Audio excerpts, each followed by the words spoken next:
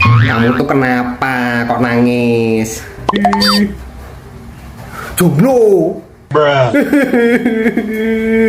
Lah kalau tahu jomblo itu mbok nyari di pasar tuh buahnya, di pinggir jalan buahnya, gitu aja kok nangis. Nih dengerin nasihat Pak D.